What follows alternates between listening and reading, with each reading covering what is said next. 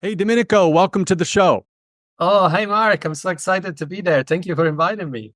Well, listen, so excited to have you here. First of all, I think you're sort of one of the librarians of our podcasts or historians of our podcast. You're one of maybe the two people that have heard every single podcast we've ever done.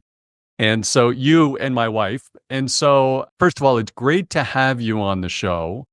And full transparency, we've had some great experience working together a number of years ago. But I'm really excited for today's topic, Domenico, this concept of selling in Europe, because as you've heard with most of the podcasts, we've had European guests, we've had global thought leaders, but a lot of it is North American based. And so much today, there's so many organizations that are looking to grow outside into new markets. And one of the things that I certainly learned when we started working together, 4 years ago, I guess now, 3 or 4 years ago, I learned a lot about the social nuances, the cultural nuances of selling in Europe. And I learned most of it the hard way or through your education. So I think it's a really relevant topic today. But before we jump in, why don't we do our usual here and maybe get the short story? Tell us a little bit about you and your professional journey that led you here. Oh, that would be great. So yeah, I'm Domenico. I'm Italian. I live in Switzerland. I've been living here in Switzerland for a while now. But I started my career in consulting, right? My first big company was Accenture. And so I started my education with different cultures back then. So right out of university, out of business school, I was super excited to join a big company like Accenture. And it was an amazing school because the first thing they did, they shipped us from Milan, which was the location I was living at the time. They shipped us to St. Charles, a small place where they used to have their training center, and in the US, next to Boston, I believe, not far away from Boston. And we spent a couple of weeks there, just learning about how a proper consultant should behave. And from there, I spent the first almost 8 years of my career in consulting, different companies, different projects, always in financial services. And then I moved on the other side of the fence and joined a fintech company. It was a little bit my passion at the time. I really wanted to not only consult and tell people how to do things, but have the chance to actually implement them. And that's where I joined this little company. It was a little bit more than a startup. It was less than 50 people at the time I joined, called Quartal Financial Solutions, based in Switzerland. So we relocated with the family from Germany to Switzerland, and we started that venture. I spent several years then between Quartal and then at PureFacts. So fintech companies, covering different roles, going from implementation, professional services, client success, and finally, about 4 years ago, when we got the chance to meet each other, I was getting closer and closer to the sales side of business, because the senior you get, especially in a smaller growing organization, you realize how important it is to actually sell. And here we are. So that's the way I got to to selling, and that's where we met each other. So no, that's me. So fintech consulting, and I love working with clients. I love helping them. So I'm a little bit of a non-traditional sales guy. So I like really to come from the projects, and I love to have that experience about going through the motions and the implementation troubles, really understanding the challenge of the client, and then of course they're really trying to help them to solve their problems. That's really what I do.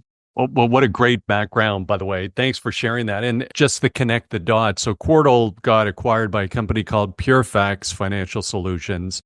And the connection in PureFacts was our first client ever within the funnel. So what feels like 150 years ago, but was probably 12 years ago, I was looking for my next CRO role and stumbled into consulting for a number of different small companies, the first of which was PureFacts. And so it was through that exercise with PureFacts that actually determined I wasn't going to take another corporate job as a CRO. I was actually going to try and build first a sales enablement consulting business, which we did. And that morphed into the current sales training business. So PureFacts always has a really warm spot in my heart, the leadership team there and the company there. And it was great to be brought back in to help 4 years ago, I guess, when they'd acquired you, Quartal, and we're looking to scale the organization. And of course, if you Google PureFacts now, amazing things have happened with that company. But one of the things that was such a pleasure about that last piece of work with PureFacts was meeting the entire Quartal team, Domenico, and particularly yourself, and working together closely on the sales front.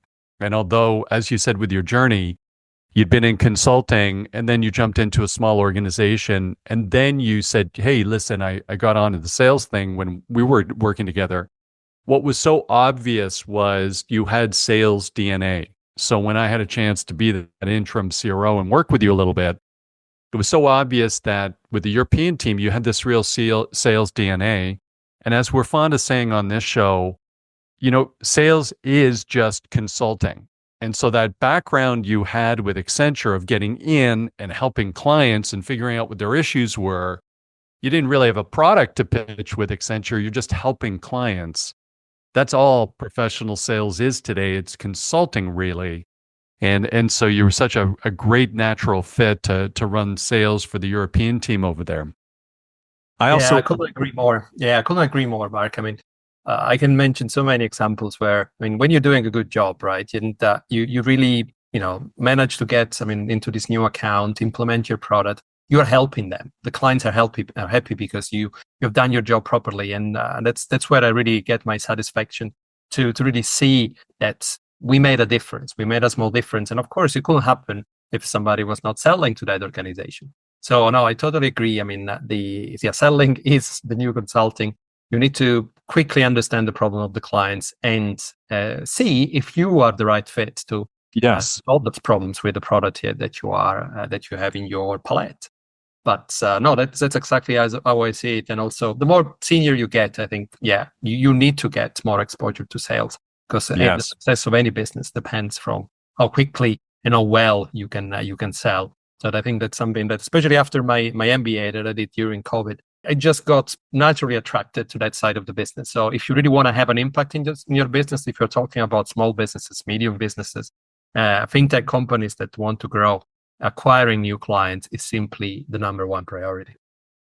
Oh, so well said, and more in a much more elegant way than I ever did. So beautifully well said. Well, let's jump into it a little bit, Domenico, because the theme today here is talking about those nuances, cultural nuances. And I'll be honest, again, I learned many of these things the hard way, working actually through, getting your coaching and getting counsel from you. But at the highest level, let's talk a little bit about differences between North America and Europe culturally that we need to consider when we're selling.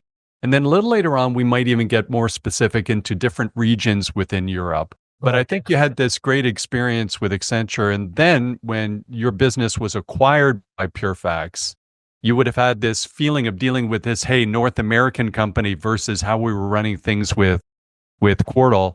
Tell me a little bit about, from your perspective, the differences culturally from a business perspective between North America and Europe. Oh, that's a great question. And honestly, it's something I've really been thinking a lot throughout my career. And just wanted to give you a little bit of background, right? I was born in the south of Italy. I quickly, changed culture environment when I went studying in the UK, in Sweden. I had the chance to work in the UK. I had the chance to work in Germany. I had to then finally settled in Switzerland. So it's always part of my development. And I always found it extremely stimulating, the possibility to really work with people with different backgrounds, with different cultures. So that's really something that means a lot to me. And that's why when we got acquired by a Canadian company from PureFacts, I was super excited to really have that experience, because everybody knows that, when you're talking about acquisition, the cultural fit plays an important role in the success. Yes. And we did that acquisition during COVID, right? So it wasn't easy, right? We couldn't travel at the beginning. So everything was, we needed to connect and to understand each other through Zoom calls. And obviously, we realized quite quickly the differences that were there, just the differences in conducting business. And but on the other side, I also want to be clear that still there are a lot of similarities, especially when you're talking about a B2B environment. And we of course had a lot of things in common about the product, understanding the client's need, understanding the client problems.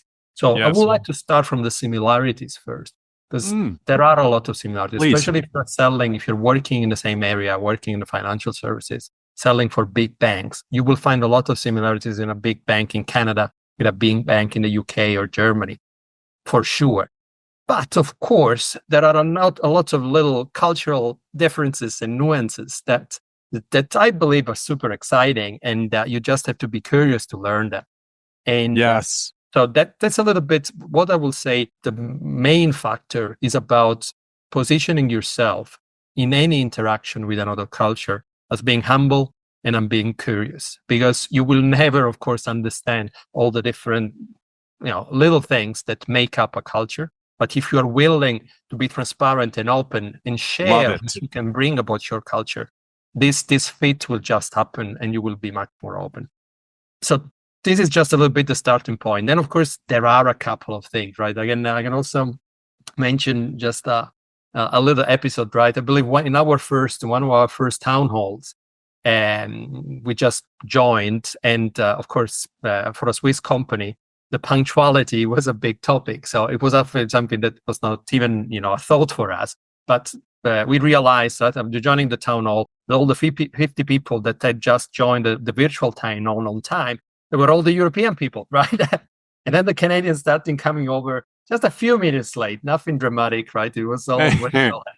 Nevertheless, right, for a Swiss people or for a Swiss company, it will never happen. On time. You gotta be on time, and that's obviously the difference between the time perceptions and different cultures. They will have a more linear understanding of the timelines of the schedules. Other cultures might really have a more flexible approach to time management, and that's something that, of course, is very well known. Nevertheless, of course, what we ended up doing when we put the two companies together, of course, is compromising and finding the right equilibrium. But understanding, and if you are a manager and you are in these kind of situations, of course, just try to be proactive, prepare yourself, understand in which situation you're going to be, so that you can avoid, of course, this kind of little accidents that they will not promising. How important, though, Domenico, what a great thing to kind of bring up. How important on a first impression. So when you think of this, the company's been acquired, new leaders when they step into a new role, companies when they get acquired, it's that first 90 days where people analyze everything you do with a microscope. This is something, sales leaders, when they move around, they have to be very cognizant of this. Their first 90 days, almost every word out of their mouth is really analyzed by some, because they're trying to assess what are they all about, the team that they've taken over. And so I think this is a good point. That first town hall where you're having with the new organization, even if there's some technical difficulties or 5 minutes late, that's a big deal, because it's a first impression.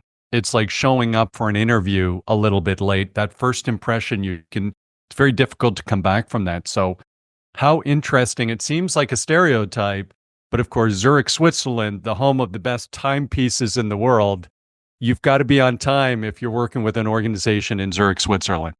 Exactly. And I'm happy that you mentioned the concept of stereotype, because when you're working and thinking about different cultures, there's always this kind of conflict, right? Should I believe what I read, or is it just a stereotype, right? So yeah. I believe that there's always a grain of truth in every stereotype.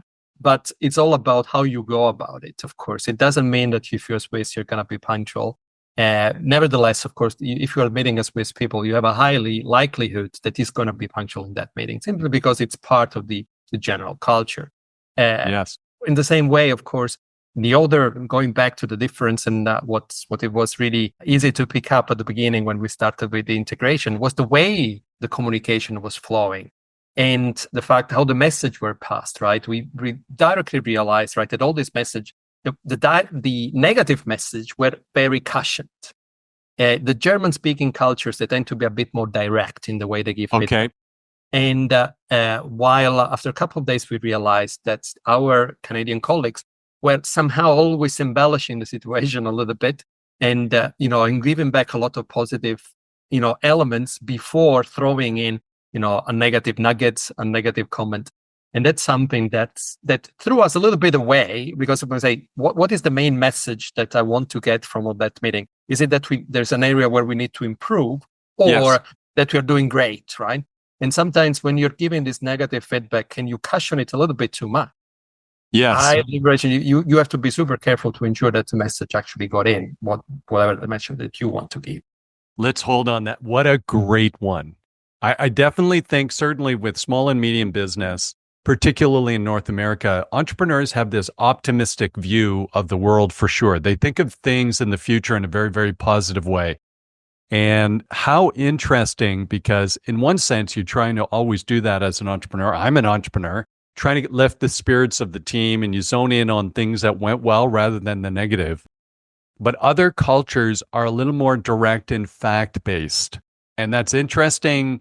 That's very interesting to think about, because if you ask somebody on a European team about the state of affairs, their direct response, which is very much fact-based, in North American culture, you're right, it might be perceived as being negative.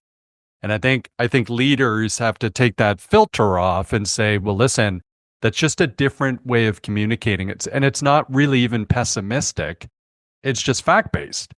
I found that a lot too, working with the team. They were very direct. Honestly, that's also something that I learned, right, from being from the other point of the other perspective, that it's true, right? You need to ensure that the team is positive and motivated, especially in sales, right? You cannot afford just to get out of a meeting with a sluggish, negative, unclear message, right? And I found it actually, there's a lot of great elements in the Canadian and North American way of doing business, in which ensuring that there is a lot of focus on the positive elements, because that's like that. I mean, you can always look at your cup as half full or as half empty. And so, let's agree on the facts. Nevertheless, let's ensure that we are leaving that meeting with a positive attitude, and we are ready to knock the ball out of the park, if you want to use a baseball analogy. It might be difficult to understand in Europe, though. Right, exactly. Yeah, I threw that one around a lot. So Domenico, let's keep going on some of these, these nuances. What about, the same? So those are in sort of team meetings. And by the way, that was a key learning as a sales leader working with the team at the time. This came into play in terms of forecasting. And forecasting is a very interesting one with the sales organization, right? Because you're as a sales leader, you're trying to get the team to forecast performance. You don't want them to sandbag.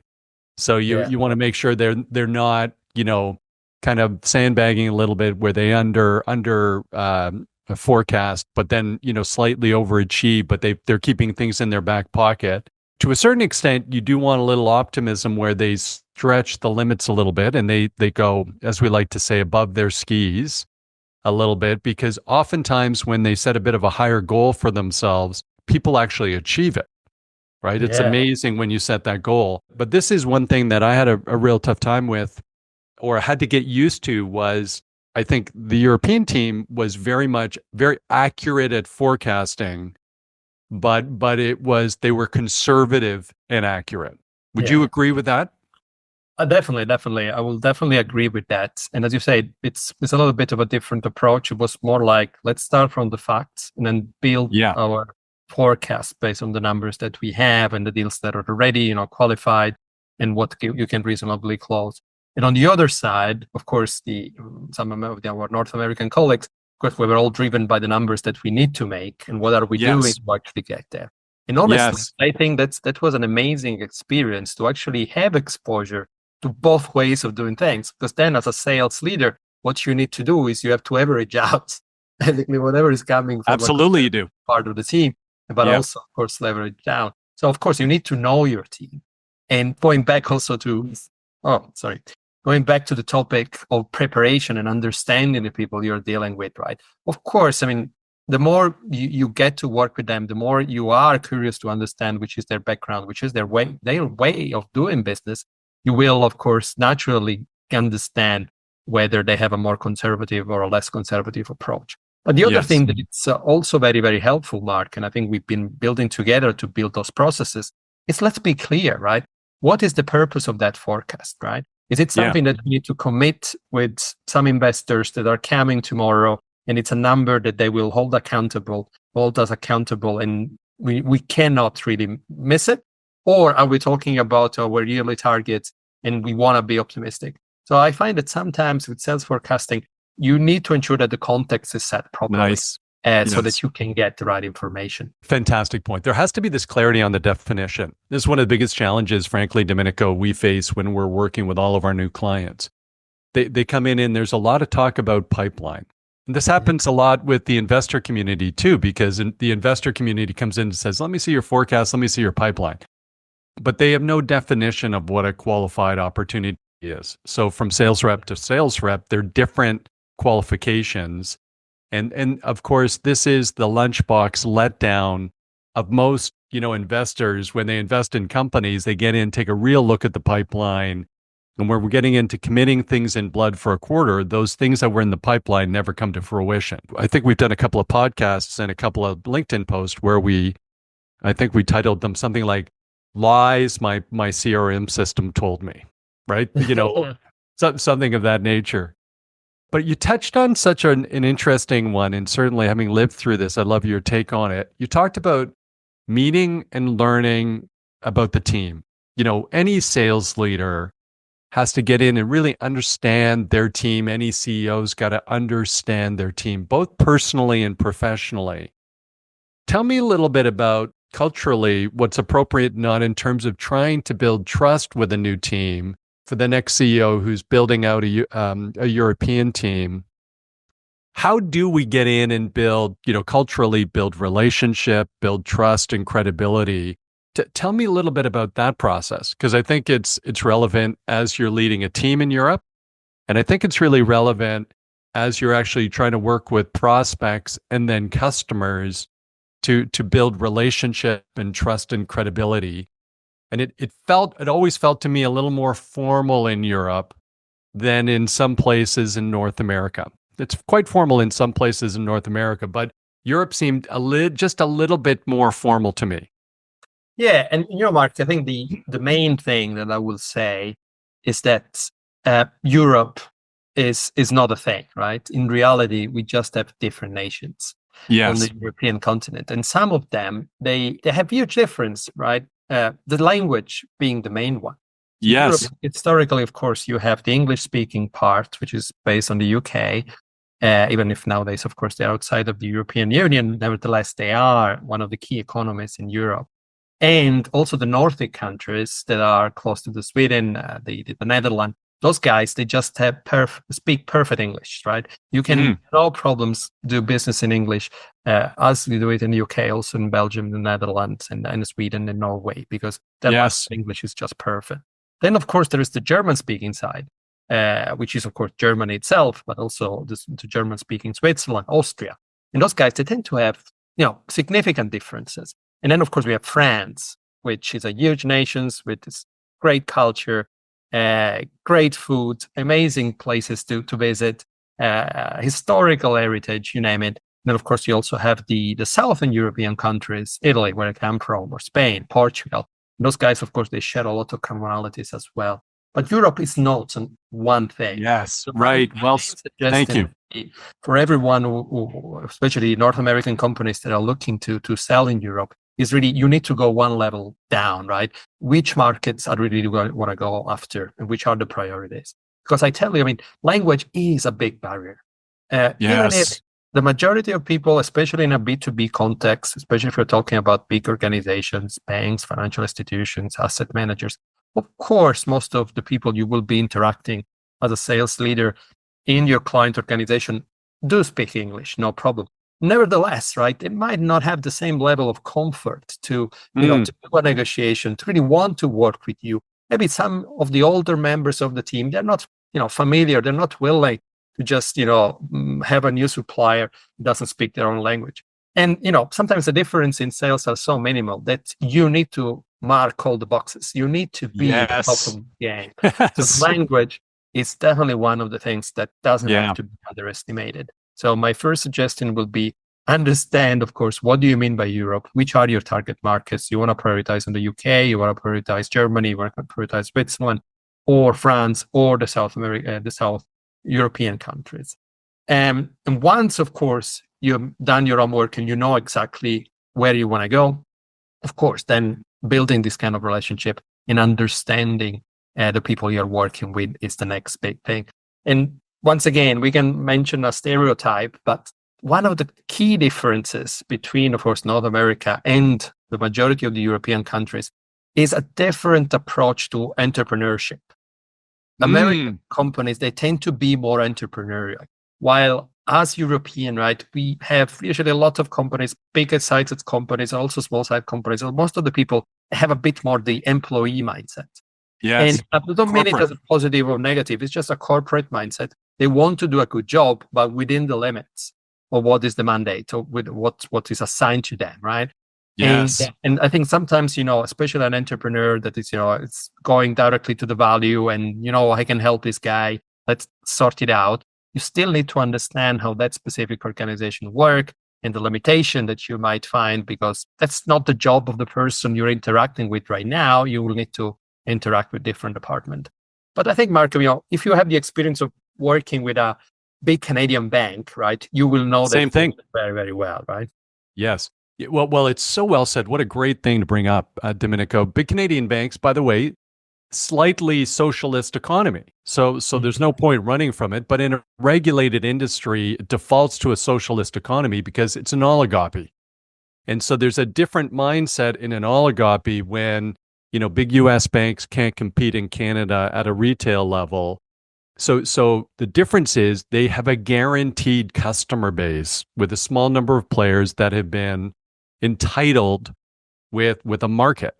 And so it leads to, instead of being entrepreneurship, it leads to being risk averse. So for example, if you're selling into a Canadian bank, which I spent 12 or 13 years of my career doing, what they're focused on is risk management, is incredibly high on the radar because they have almost guaranteed market share, and almost every product and service is exactly the same as a competitor. So, and I say that with love and respect because I also invest in Canadian banks and they do extremely well. So, we Canadians get benefits on both sides of the fence, but the same thing goes for a Canadian telco, regulated industry. So bureaucratic, risk averse.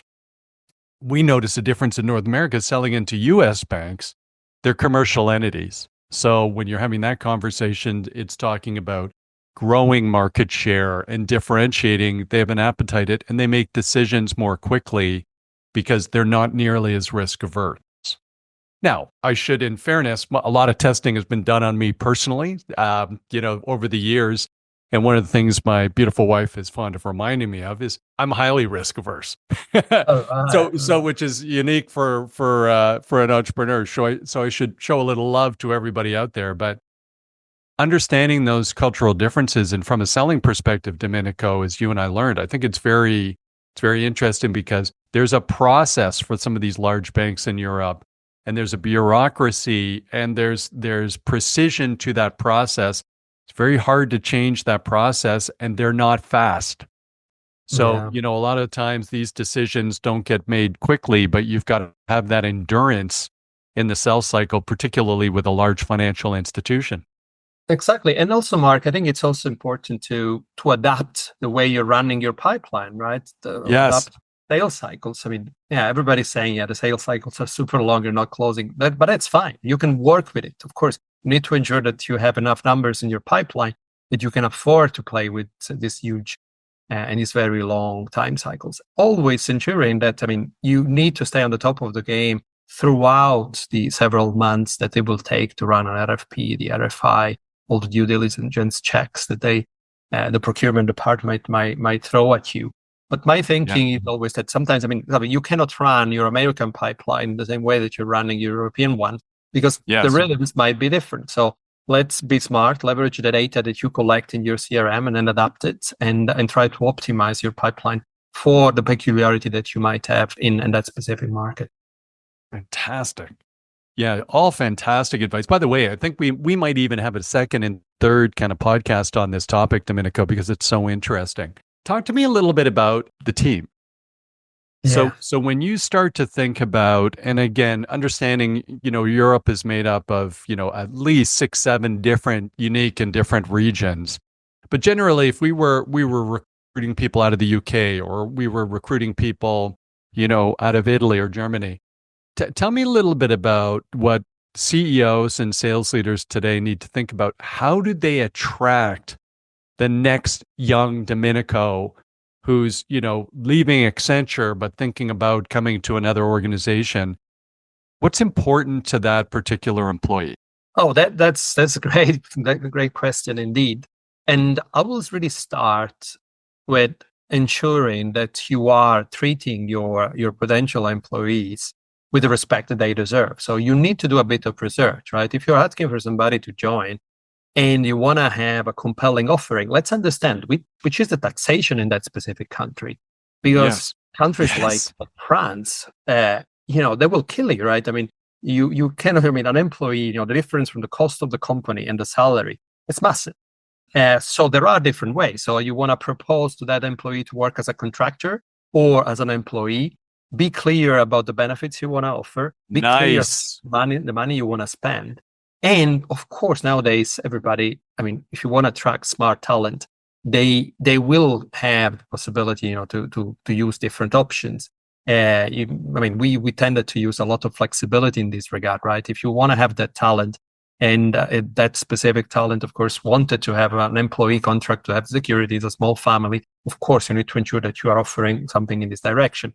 On the other Yes. side, if you find somebody that's more experienced, has been running his business for a while, and it doesn't mind, of course, being part of the real, taking more risk, but also more reward, of course, a variable component, and you can structure your deal differently. But the first thing I will say is that do a little bit of homework and not being too as I fixated with the model that might work in a different country, because you need to be able to adapt it if you want to get the best talent in that Mhm. region.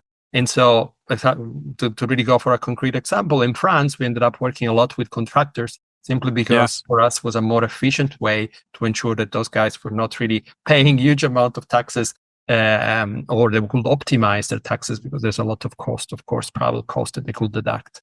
While on the other side in the UK, when the employer laws and the possibility to hire staff, it's much simplified and it's closer to the US and North American system. Of course, we tended to have direct employees, but every country is slightly different. So be prepared, be Yes. professional in giving. I mean, not being too strict. So having the flexibility, but also grounding your offer on a little bit of research about the peculiarity understanding of the specific country that person is going to operate into.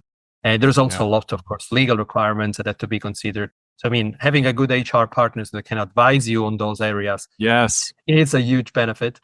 But if you don't have it, I mean, there's a lot of resources online that you can use. There's a lot of course consultants that can help you out.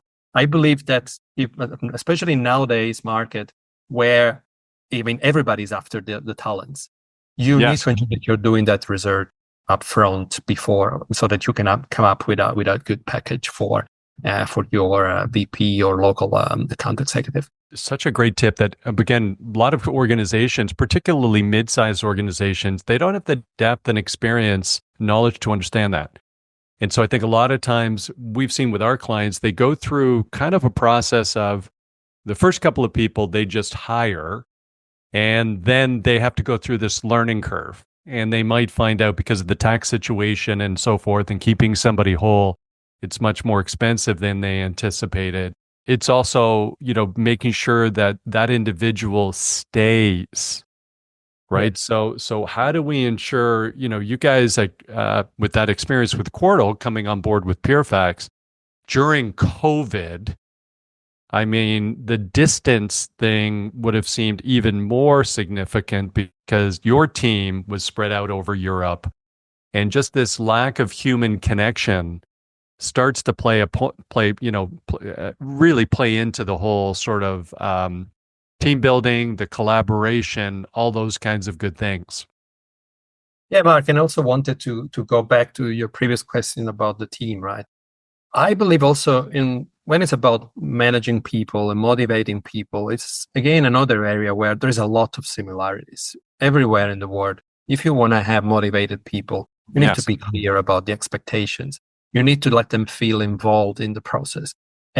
Of course, it's not only about the money, but of course, the compensation structure has to be clear. The way Yes. it's going to be evaluated is going to be clear. The commitment is going to be renewed. So over communicate, repeat your message to ensure that everybody's online.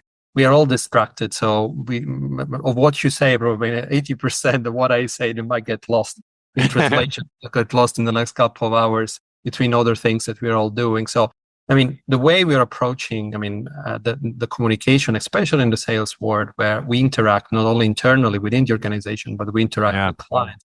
I believe that exactly to keep people motivated is you need to over communicate. You need to meet in person if you can, but if you can't, of course, go on. I mean, repeat. I mean, ensuring that we are using all the tools that we have available. And of course, not only, I mean, repeating which is our value proposition, which are the good things that we are doing as a company. Why is it a great place to work? And what are we listening also to the feedback that we're getting from the people, over communicating and ensuring that people that are in distant locations, they feel part of the same company. That's the one of the things that I will believe is making the biggest difference.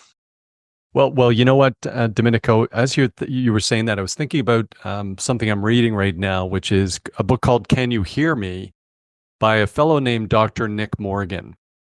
And the book came out in 2008, actually pre-COVID, so we were sort of ahead of the curve there. But what he talks about is, in terms of making a connection with someone, there are conscious and unconscious triggers for that, any form of communication.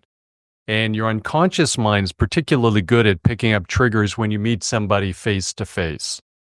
And so lots of different things, the way their eyes are moving, their mouths moving, how their body language is, all these unconscious triggers.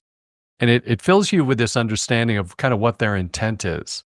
And one of the things that he positions beautifully in this book is, in the virtual world, whether it's this, which you and I are on a Zoom conference right now, or whether it's just a teleconference, just the voice, people who are listening to this podcast, just the audio version, your unconscious mind cannot pick up on all those triggers because those things aren't there. And what it does, your unconscious mind, is it makes assumptions that are generally wrong. So things like building trust, credibility, relationship, it's all very fragile, of course, in the virtual world. We think that, just because we can see each other, it's the same. It's not. And I remember, having my interactions even with you 4 years ago. And then we had a sales kickoff we ran, and we were in this, at the same dinner table talking, and suddenly it's completely different. And that's where at first I had the first opportunity to realize you are the world's most interesting man.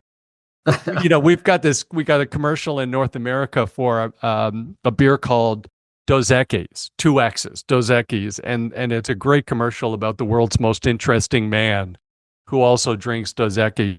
You're a very, very, very young version of that man. But this is where those connections come into place, this face to face. So, wherever possible, I think getting in front of somebody, whether it's a client, a prospect, or even in a candidate you're interviewing, it's just so important to make that effort. It is. And you mentioned also, Mark, the sales kickoff events, right? They're so important, right? Yeah. We went, in different phases in the last couple of years. Sometimes we could afford to have a sales kickoff. Sometimes it's just situation was so dynamic that we couldn't even do it. We couldn't really come all together. But the value that you get in these interactions with the people, it's that everybody gets, right? In terms of aligning the message, ensuring that the message is not only in one direction, but you get also this feedback. And as a company, you can grow by interacting with your sales guys. Because, this whole conception that you can just say, the sales guys, you give them something, the Hoover, and they go around, knock at doors and sell. It doesn't work anymore, right? Those are the guys that get so much interactions with the clients that you need to ensure that your product officers, that all the leaders in the organization, that listen to what the salespeople are saying, because you need to ensure that you are adapting the way you're selling, the way you're building your product, and the way you're demoing, the way you're presenting, the way you're pricing with the inputs that you get from the people on the ground. And the sales kickoff, they tend to be a great occasion to actually do that. Well, you know what? That's where you really get to know somebody. And, for everybody listening out there today, I know we all battle with the cost, because I was highly aware of the cost of, at that time, I think we probably brought 30 people were in, those rooms when we were running those quarterly sales kickoffs.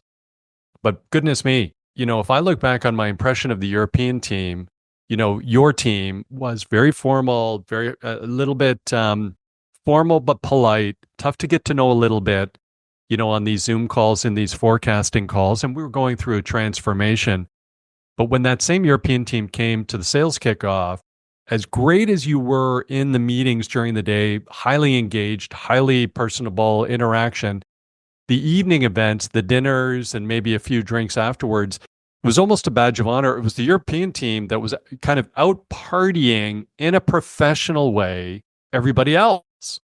And, having the fun, being social, staying out late with some of the team members. Yet very early the next morning, that European team was in the room, front and center, ready to go. It was almost this badge of honor. Again, hence the world's most interesting team. It was this badge of honor of staying up late, but still being up in the morning, exercising, being, fresh and ready to go. We had a totally different perspective of the team once we had done those quarterly kickoffs. So, and I said to Mark, the reason for it is that, of course, right, especially if you are a North American organization that has a North American headquarter, of course, the people that are not in North America, they will feel a little bit, far away, not the center. Disconnected. And that's why in these occasions, you actually have a chance to voice yourself, to get to know the people. You are part of the game. So that's so important then to have these kind of events and get together to ensure that everybody feels part of the same company. Yes. And so I say it's not rocket science. It's a simple thing, but obviously just executing on the simple thing, I think it makes a big difference in a lot of organizations, right?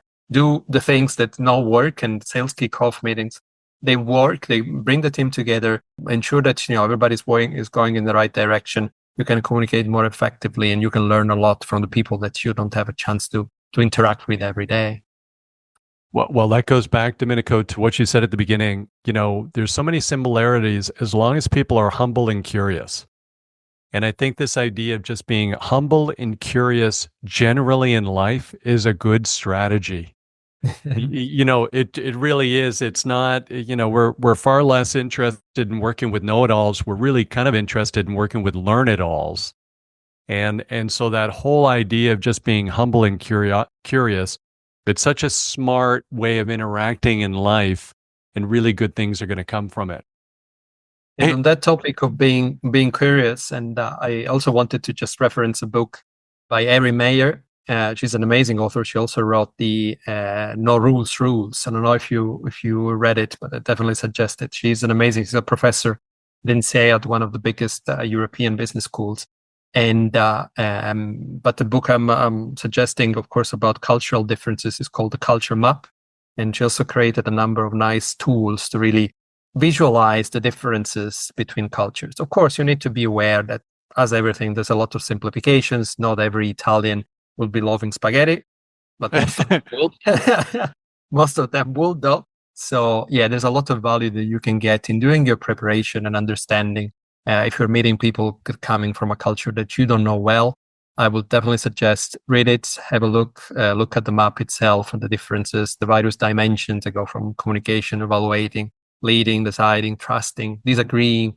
So she's done an amazing job, and I myself tend to use that tool whenever I'm meeting somebody from amazing culture that I don't know. Oh, it's so fantastic. So team, that link will be in the podcast notes. That's Erin Meyer, Meyer, and it's the Culture Map. The Culture Map. And so as you're contemplating growing, and by the way, the world's a global marketplace now with SaaS offerings and any offerings really. What a great tool to put forward, Domenico. One last question. First of all, I do want to say thank you so much for joining here today. It's always a pleasure having a conversation with you. We're going to have you back on the show, but you're one of the most well-read people I've come across. What are you reading these days? I'm always asking people where they're getting their information and what they're interested in. So we've just got one there with the culture map. What else are you reading right now? Oh, I'm reading a couple of books about artificial intelligence. I don't have them in front of me, but we can post that in the record. And honestly, there's so much material on Yes. intelligence that I appreciate tips and suggestions. And then I just finished an amazing book that is a totally different topic, which is the history of food and the impact that food had on humankind. Wow. Called The Unedible History of Humanity. And that's amazing, right? It's really going back. I mean, being an Italian, the stereotypes say that we love our food, but the importance that food has in the way the culture developed, it's usually understated and not really fully understood. So no, that was a good read, a little bit outside of the box. And I tend to also have a mix of books that I'm trying to read almost at the same time. I will have a couple of business orientated books, but I love to have something about history as well. And then maybe just a nice novel. I love kind of novels about robotics and anything to do with future forecasting. I'm a huge fan of that. Wow. So no, I try to mix it up a little bit. But right now, of course, there's so much literature on artificial intelligence that I'm really trying to understand and a little bit more about that. Amazing. Well, team, first of all, Domenico, thank you so much for joining today. We'll have you back for sure, but it's always great to chat with you. I can't believe we burned through the entire time that quickly, but thanks for your insights today. And, a lot of people listening might have some questions about selling in Europe. Would you be open to them actually reaching out to you on LinkedIn and maybe asking a question? Please do. Yes, I'm reachable on LinkedIn. Domenico Le Pera is my profile. You will find me. I'm based here in Switzerland, but as I said, I travel a lot between the other European countries, Germany, the UK. And please do connect if you have any questions, if I can be of any help. Amazing. I'm always happy to connect. Feels to me like there might be a book about selling in Europe coming from you in the near future, but wow. we can talk about that. That could be under In the Funnel Publishing. Wow! I'll take it seriously. We could think about that. Down something then. So thanks again, Domenico. It's great to see you as always. And team, thank you for joining the Selling Well podcast today. As all of you know, the reason we do this is we're trying to improve the performance and professionalism of B2B sales. And in doing so, we think we're going to be able to improve the lives of anybody in professional B2B sales. So we appreciate you listening today. If you like today's podcast, please do like and subscribe to the Selling Well podcast, because that's how we actually get amazing guests like Domenico to join us. And if there's things that we can do to make this even more valuable to you, we really want to know that as well. So please send emails out to me. My name's Mark Cox at inthefunnel.com. Mark Cox at inthefunnel.com. That's my personal email. Let us know your constructive criticism. We love it, by the way. We get great tips from everybody. I personally respond to everybody who gives us a suggestion. So please keep those coming, and thank you. In the meantime, keep adding value to the clients and prospects you're reaching out to, and we'll see you the next time on the Selling Well podcast. Mark, it was a great pleasure. Thank you for having me. Thank you, Domenico.